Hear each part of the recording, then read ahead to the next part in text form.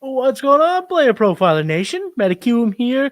Newest episode of Blue Chips coming at you. I got a special guest on tonight's show. He is from Roster Watch, but you know him from Player Profiler. You know him from the Executives of Fantasy Football. You know him from all over the place. One of the hardest working talent evaluators, let alone fantasy guys. My man, Cody Carpentier. What's up, Cody? Flipping me a bird.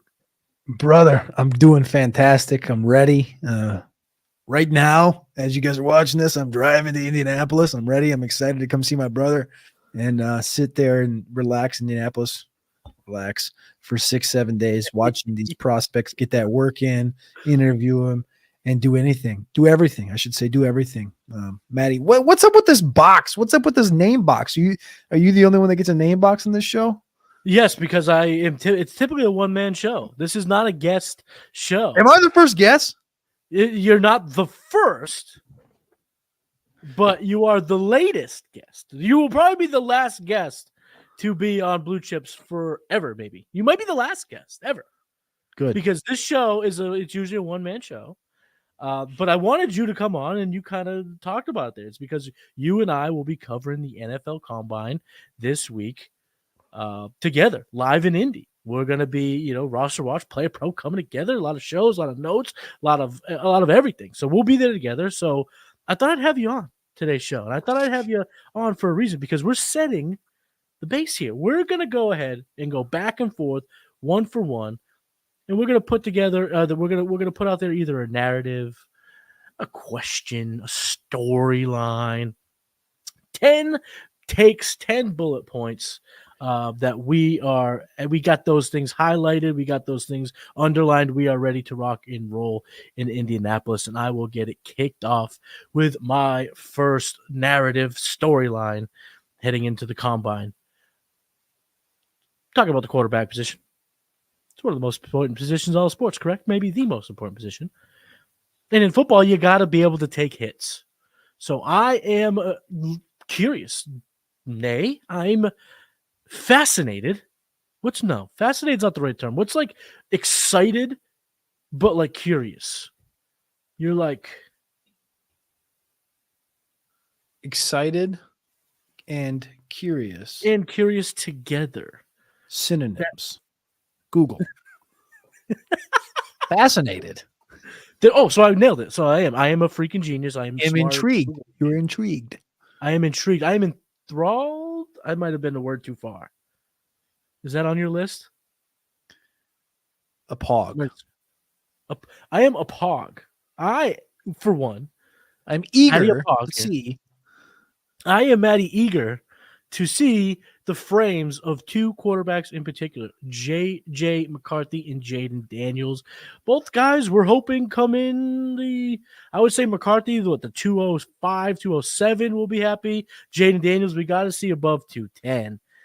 So I need to see, what do these guys look like coming in? What are your thoughts? What are your check positive weights, these frames for these two particular quarterbacks? If they are X, you will be like, there's one for the old pro column. 210 would be a big plus for both. I'm not really worried about. I'm not worried about McCarthy hitting that. Daniels more so than anything. If Daniels hits 210 or 29, I'll be happy. I wouldn't really put this on like a Bryce Young watch, like the 195 thing. Weighs in at 205, watery. The cool thing, Matty, this would be your first combine. This would be my third, really Alex's 13th. But the cool thing that I've already learned in a couple of years is that it's amazing that you get to like have these preconceived notions. Yeah, we've seen them on film, all these things, but we'll get to walk up to these guys and do interviews. And, going into the draft a couple of years ago, I was like, yeah, Drake London, man, you're hearing some Mike Evans comps out there. And then you walk up on Drake London and I was like, listen, this ain't Mike. He ain't Mike. He ain't Mike. Blast it out. He ain't Mike. Then you go and see like Josh Downs last year. Pretty tiny, pretty teensy tiny. And then Bryce Young was doing the interviews and he had like 4-inch Hokas on. And like he was looking taller. It was not very thick. Ron Like DeSantis is on. You're gonna get to see these guys right up close, and you're gonna get to be like, all right, well, Troy Franklin, he's got some gasolinas, man, rip, and thing. So I think that comes into account with Jaden Daniels and JJ McCarthy.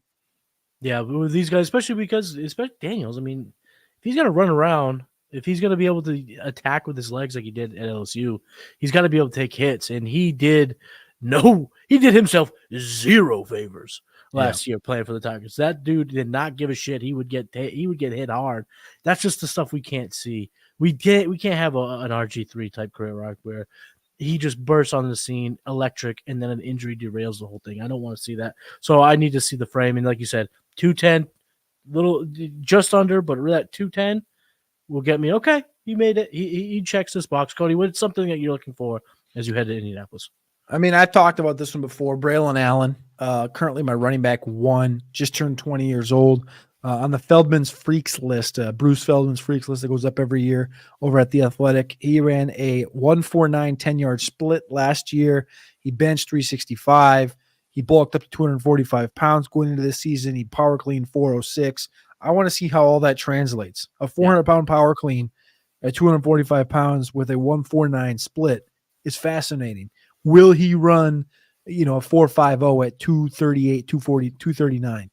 That speed score is going to be 97th, 98th percentile if he can run a 4.50 at 238, 239, 240. I'm hyper excited to see what Braylon Allen can bring to Lucas Oil. And for me, if he does run somewhere in that with that weight and he puts up a big, a 25 plus on the bench, gets up there in the 85th percentile as far as the bench goes, and shows he has the size and the speed, and the other workout metrics check off as well. Braylon Allen's going to be the clear-cut RB1 for me if those things happen. If he runs a 4.6, we'll have a different conversation. That leads me right to my second thought heading into Indianapolis was what the testing numbers of these running backs will be. The hierarchy of which they will be drafted varies by whoever you talk to.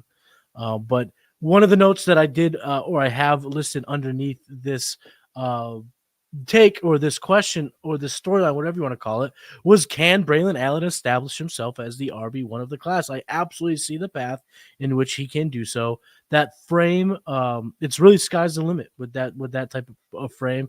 He's going to wow everybody in terms of just the looks. He's going to pass the test. People are going to look down on the field at Lucas Oil Stadium and go, who is that monster warming up? And they go, boy, that's Braylon Allen. You see him out at the bar, you can't get that guy a drink. He's not even 21 years old yet. It's crazy. So he has a chance to establish himself as the RB1 if those testing metrics pop in any kind of way, like you mentioned. And the secondary note that I made on top of the running backs is my guy, Jalen Wright. Can he run in the 4.3s? If he's 4.40, you could throw him in his former teammate bucket, the Jalen Hyatt bucket. You could be good, but you can't accelerate to the top of the list that I need you to. It hinges on him having top of the class speed amongst the top of the class burst, because we don't have the numbers that back a complete running back. We know he's good in pass pro. We know he's bursty. We know he can get small through the holes. We know he can finish runs. But we don't know how well he can catch the pass. And if he doesn't wow the scouts, the front offices with 4.3 type speed, the hype that's behind him, I think for me it's going to cause at least a plateau in his value, if not a little bit of a drop off. So I need to see the testing numbers of Jalen Wright and Braylon Allen. That's one thing that comes into play with him is it's his one caveat. For me, it's his one trick. It's the one thing that he does exponentially. He runs with 2 bolts of lightning in each hamstring. And if only one bolt of lightning is there next week, and he does run, like if you said 4.42, 4.44, I'm gonna be like, that's not game changer speed. That's replacement, not replacement. But what I mean. It's usable, it's fine, but it ain't RB1 in the NFL draft type of opportunity. Because I mean, he brings a lot to the table. He has the juice, but if he doesn't run the 4.35 that everyone's expecting, it's going to hurt the perceived capital. My number 2. Before the show, you nuked me. You said, there's no defense. It has to be fantasy. So I'm trying to keep it fantasy, but I wanted to wedge in the word Sweat because I love T'Vondre Sweat. So my question is. Oh, my God.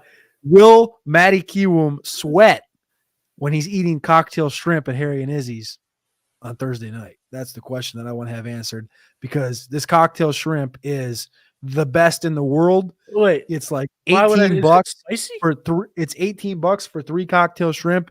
And as far as I'm concerned, the cocktail is 300% horsey sauce, and it's fantastic, but it's a little hot. It'll put hair on your wuzzle, and it'll give you hair on your chest. Well, I'm going to give you the betting odds on this as the person who could set the line. The yes will be minus 750, because your boy, if I watch Hot Ones, my eyebrows start to sweat.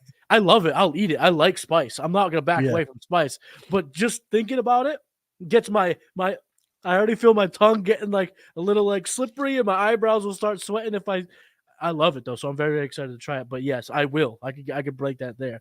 But I know you wedged that word in for a particular reason. So go ahead. I'll allow it. This is blue chips, okay? This is his prospects. We do talk defense occasionally. So you brought up the word sweat. Why? Why did you wedge the word sweat in there? Well, because you said we couldn't talk defense, so I wedged the word sweat. I'll grant you this one. That was my question. That was the question I had. No, you emphasized sweat. And I think it has to do with a 370 pounder that might be down in Indianapolis. So go ahead. I told you, I'll grant you the one thing. What is this thing about Devondre Sweat, defensive tackle from Texas, that you got to get off your chest? Yeah, I mean, Matty's not going to be the only one sweating in Indianapolis. I mean, Devondre Sweat, he should be sweating right now. Hopefully, he's cutting those LBs off, but did not weigh in at the Senior Bowl because he's projected to weigh 381, 383, 390, 395. What? 400? I don't know. I don't know about that. I don't know about that 400 marker, but at least in the 380. So he didn't weigh in at the Senior Bowl. I think for a good reason, because if he would have weighed 385, the media would have came down on him over the course of the last 30 days. He escaped that. I think NFL teams know what he weighed during the season. They were on the phone with Bo Davis. They were on the phone with Coach Sarkisian. What's this cat weigh? He weighs 376 during the season. That's cool. NFL teams want to know that. That's good. Yeah. But the media will, push narratives, unfortunately. So I think Sweat knows he needs to weigh in sub 370. So I'm looking to see if Sweat comes in sub 370, and if he can run something south of 495, 490, I think that would be exponential for a 370-pound man like Devondre Sweat, and vault him potentially up into the top 32. We'll have our waters, right? We'll be sitting as he runs his 40, and it'll be like the T-Rex on Jurassic Park. We're talking 10 storylines heading into the combine. We've gone through 4 total. We got 6 left. Stick around after this ad plays out.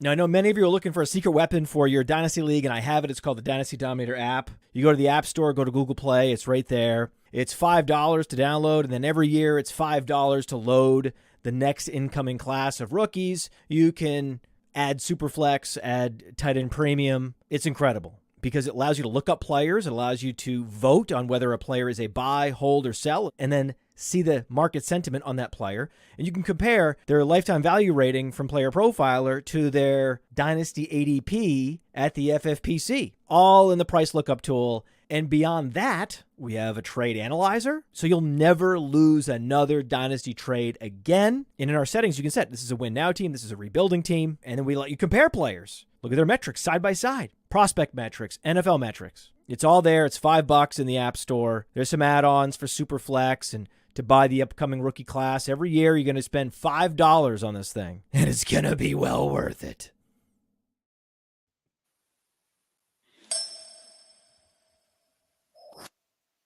Matty Kiwoom, Cody Carpentier, talking about 10 storylines as we head to the NFL Combine. My third is going to be this. What is the measurables versus the testing for tight ends? 2 come to mind, but the more and more I look at it, 3 may actually be on my radar. I need to look and see what they would do. Does Brock Bowers come in south of 240? Does Javion Sanders come in north of 245? And I want to see, what does Jaheim Bell weigh in at? Because he played bigger than his size looked at the Senior Bowl. But he actually came in with, the height and weight that they posted was kind of what we thought it would be. So I want to see what he looks like coming in, and then I want to see what they look like testing. If, let's say, Sanders is light, or Sanders is heavy, does he maintain his speed? If Bowers is light, does he really burn in the 40? Because we don't know, actually, if he's going to test at this point. It seems like I've heard conflicting reports. Maybe you can shed light on this in a second, but Bowers, is he going to give his full-fledged participation in Indianapolis? Is he going to wait till his pro day? I've kind of heard some conflicting reports as to where it's going. I haven't seen anything official, but that's what I need to see. I need to see Bowers, Sanders, and I'm throwing Jaheim Bell in there. What do they look like? Do they fit that new modern tight end size frame? Because we saw some success with the 240, 6'4" guys last year. Does that continue? And then again, if they are lighter or heavier, how does that affect their testing? So I need to see what these tight ends look like, because then I can depict. Because I'm starting to think that we could get up to 4 tight ends in the first 2 rounds. That's kind of my bold take here. But 3, I think, is going to be a lock after this week, as long as Bell doesn't come in looking too light. So thoughts on the tight end class, thoughts on Bowers. Have you read anything about him officially participating, and how much will he participate? No official news on Bowers yet. You've seen a couple things trickle out on different players, but usually it comes once everyone's in Indy, which will be tomorrow and Tuesday, or sorry, I should say Monday and Tuesday. Who's the 4th tight end you're referring to here? Because for me, it's Bowers, Sanders, Bell. Who's the 4th for you? I'm going to keep that close to the chest because it's a bit lofty, and I don't want to be the guy that just throws out crazy things. I need to see something, but I'm starting to like a certain tight end a little bit more. You're saying 4 dudes are going in 2 rounds. I gotta wait. I gotta wait and see. I'll go ahead. Even 3 is a bold take, and I'm okay taking that right now with Jaheim Bell. But there's a 4th guy that I think is going to emerge. But I'm not gonna reveal that just yet. I'm not gonna reveal it. You have to stick around for that. I need to see Mo. See Mo. All right. Well, here's my one thought on everything you just brought to the table. I think those are the right 3 guys. I think Bell has the most yak. He created the most yak out of the 3. Brock was 2nd. Jatavian was 3rd. I think Brock was 58%. Sanders was 48%. Jatavian's going to have a good day. He's not going to test as wildly as Brock. But I would love to see Brock Bowers weigh in 232, run sub 4.5, and become an anomaly. Evan Ingram ran the 4.4s, but he was in the 240s. If Bowers somehow weighs in 232, it's a fast track, and he runs, let's say, a 4.44. People would lose their absolute shit. And Ladd McConkey's going to potentially crack the 4.3s. So if he's testing, I'm not sure if they're working out together or not. But if these 2 Georgia boys show up and they blitz the shit at the combine, I wouldn't be surprised. And I think Brock could be an analytical anomaly at the tight end position. That'd be wild to see. That's why it's one of the most important things for me heading in Indianapolis. Cody, what's your 3rd on your storyline list? My number 3 is pretty straightforward. These are 2 wide receivers that when grading got done for myself, they were out to the top 15. Xavier Legette, and Devontae Walker. Devontae Walker from North Carolina, Xavier Legette from South Carolina. Legette came in 2 inches shorter, 4 pounds lighter at the Senior Bowl, played like, white dog shit, couldn't separate from anybody, wasn't that great, didn't show the 4.3 speed down there in Mobile. Devontae Walker, and again, I'm not trying to be negative. I don't like to be negative towards these guys, but he just didn't look good. I'll just put it that way. This is, that was my analogy I decided to use right there. I think I like Xavier Legette. I shouldn't say he looked like white dog shit. He didn't look great. I apologize, Xavier. Devontae Walker, on the other hand, I think he dropped like 7 or 8 footballs to the Senior Bowl as well. I want to see these. A little Quentin Johnson in him. Yeah, a little Quentin Johnson in him, and he's kind of slight, and he's kind of like a Jalen Wright, where he's got this one trick, and this one trick is getting downfield over the top of corners and over the top of safeties. And I just want to see that speed translate to the 40 on the track, and also how the routes run for both of these guys. We're going to be grading all of the routes like we did last year. Charlie Jones, Puka Nacua, Zay Flowers, Josh Downs were the top graded players. I want to see how these guys grade out, and I want to see if these guys can bounce back, because neither of them had a great Senior Bowl. And again, no disrespect to Xavier Leggett. I'm actually a big fan of Xavier Leggett. I just was disappointed with the Senior Bowl showing. So I want to see if both of these guys can bounce back. Those are great names to especially Leggett. I think Leggett has the opportunity to really wow. And I think where the disappointment started in Mobile was the weigh-in. We were looking at 6'3", 227. We were looking at DK. We got 6'1". But that doesn't mean he stinks. That just means he has to perform and convince us that he can play like an AJ Brown, which is not impossible. He's I think he's top 3 betting favorite to run the fastest 40 overall. Don't take it. No, I'm not saying to take it, but I'm just saying that the notion that he's expected to run fast does give you the chance to exceed expectations. But if he doesn't, you're looking at another Treylon Burks situation where Treylon was supposed to dominate Indianapolis. He was supposed to burn it down, and he disappointed over and over and over and over again. Leggett could be on that trajectory if he comes in and does not dazzle in Indianapolis. My fourth storyline heading into Indianapolis is also at the wide receiver position. It's talking about Keon Coleman. How athletic is Keon Coleman? And the official numbers will be there. He's an anomaly. His analytical profile is not great. His surface stats are lacking production.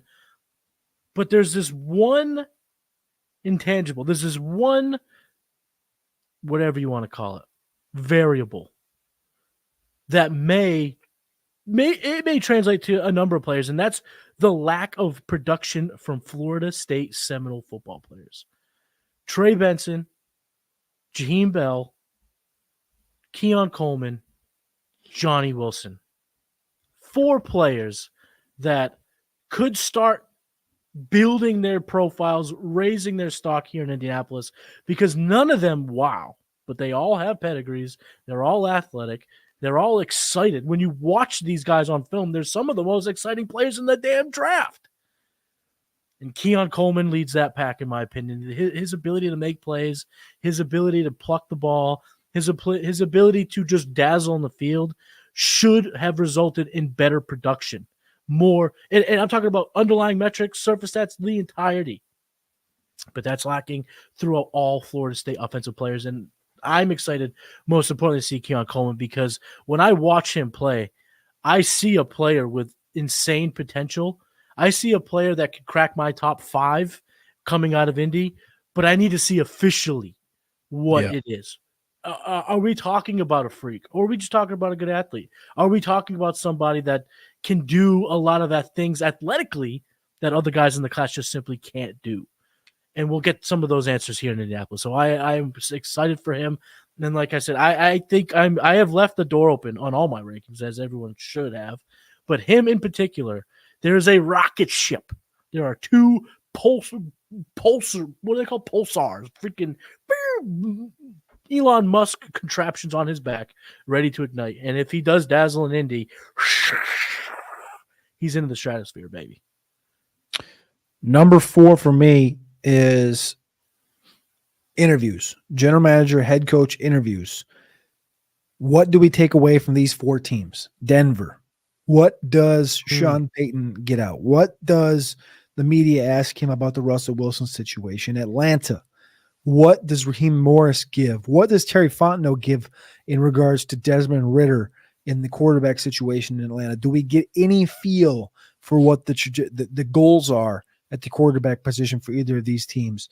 And then also, how does Jim Harbaugh handle NFL Combine interviews when being asked about Michigan, when being asked about potentially the scandal that happened last year, when asked about the depth chart of the Chargers? Does he even have answers for these questions? And last but not least, the Las Vegas Raiders and Antonio Pierce, first-time head coach, former player.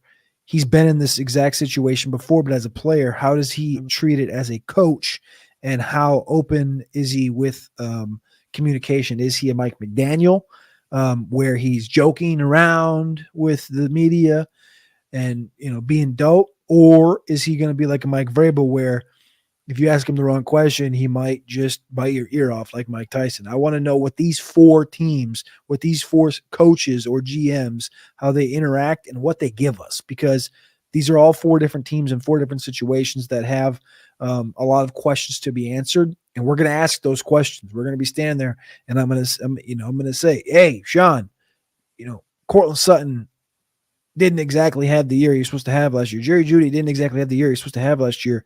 What do you do with Marvin Mims in this offense? Where does Marvin Mims fit into this offense? I want to know what the answer is. Give me the answer, Sean. What is we're going to do with Marvin Mims? And we're going to ask these questions. And I just want to get, I want to get a goal. I want to get a view of the draft and of the offseason from all 4 of these teams. Very interesting spots in the first round, too, of these 4 teams. Very interesting spots because Harbaugh has a bunch of flexibility what he does at 5. And we're talking about, the AFC West teams, the Broncos and the Raiders are sitting back to back at 12 and 13. Do they go quarterback? Do they go defense? There's a lot to be asked. There's a lot to be learned from those guys. So it's exciting to see just how they're going to answer it because they'll be at the podium. They'll be asked a whole barrage of questions from personnel to scheme to strategy to team building, all that good stuff. Can't wait to get it. I won't be there in person for that in particular. I get there Tuesday night. So Cody, you have to carry your boy here on that night. So thank you for that. My last storyline from or heading into the combine. And the reason why it made my list is because we've seen a lot of people, I wouldn't say a lot, but we've seen, for me anyway, I've seen some very trusted, very smart evaluators put Malik Nabers, he's no longer 1B to Marvin Harrison. He could be 1A or they could be 2 1s. And the truth is he checks all the boxes, and that's why it's happening. The tape's there, the analytical profile's there, the production's there, everything is there. The last trick of the last stage jockeying for this wide receiver 1 position is going to be testing.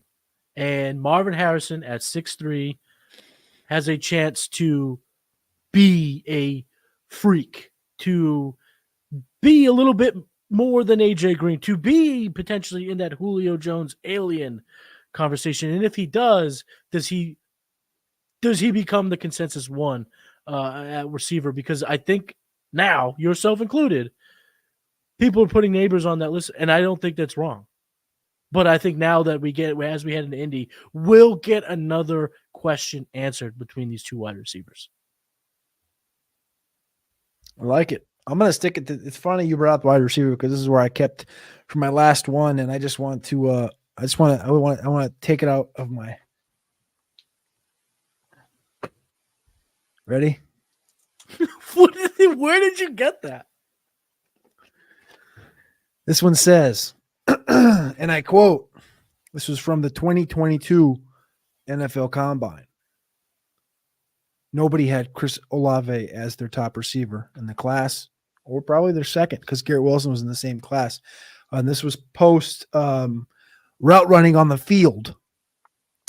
And I quote, Chris Olave is more polished than Garrett Wilson, but there should be more discussion about how he may also be more dynamic.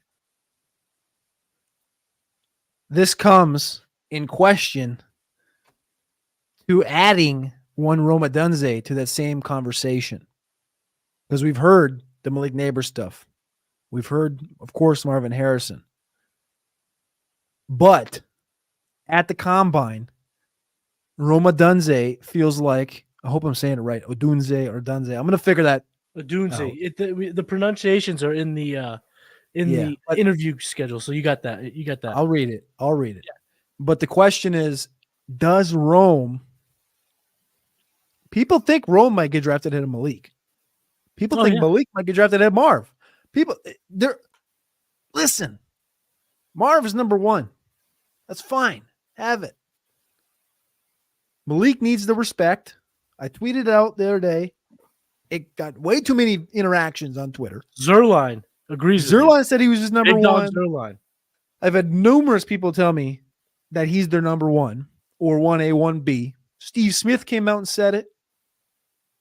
Now it's about Rome.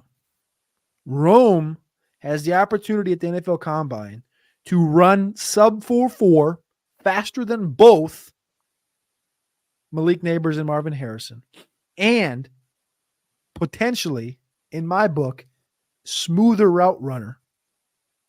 Dominate the gauntlet, dominate the routes, and be an Odell Beckham type at the Combine and run so smooth that, like Chris Olave, you can't forget. It'll be stuck in your mind, and that teams will draft him top 8. And again, it's the same conversation. The glitz and the glamour. I get Marv.